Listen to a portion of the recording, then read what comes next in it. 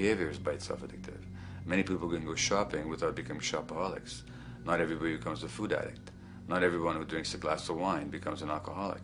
So the real issue is what makes people susceptible, because it's the combination of a susceptible individual and the potentially addictive substance or behavior that actually then makes for full flowering of addiction. In short, it's not the drug that's addictive, it's the question of the susceptibility of the individual to being addicted to a particular substance or behavior. If we wish to understand what then makes some people susceptible, we actually have to look at their life experience. The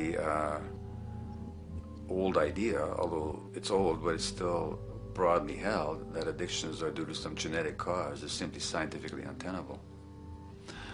What the case is actually is that certain life experiences make people susceptible.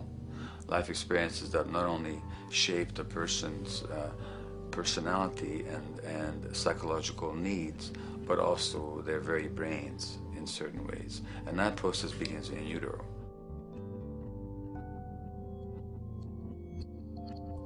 It's been shown, for example, that if you stress mothers during pregnancy, their children are more likely to have traits that predispose them to addictions.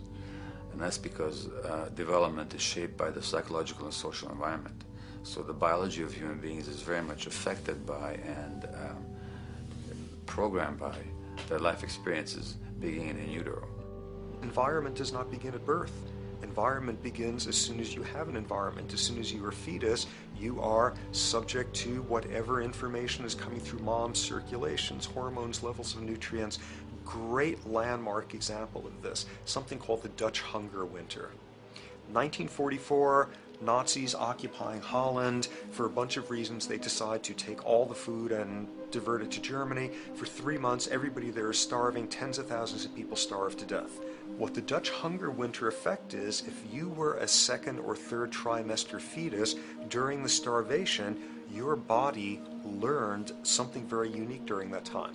As it turns out, second, third trimester, something that your body is going about trying to learn about the environment is, well, how menacing of a place is it out there? How plentiful? How much nutrients am I getting by way of mom's circulation? Be a fetus who is starving during that time, and your body programs forever after to be really, really, really stingy with your sugar and fat, and what you do is you store every bit of it. Be a Dutch hunger winter fetus, and half a century later, everything else being equal, you are more likely to have high blood pressure, obesity, or metabolic syndrome. That is environment coming in a very unexpected place.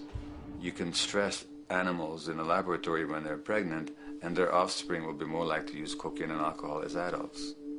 You can stress human mothers. For example, in a British study, women who are abused in pregnancy will have higher levels of the stress hormone cortisol in their placenta at birth, and their children are more likely to have conditions that predispose them to addictions by age 7 or 8. So in utero stress already prepares the ground for all kinds of mental health issues.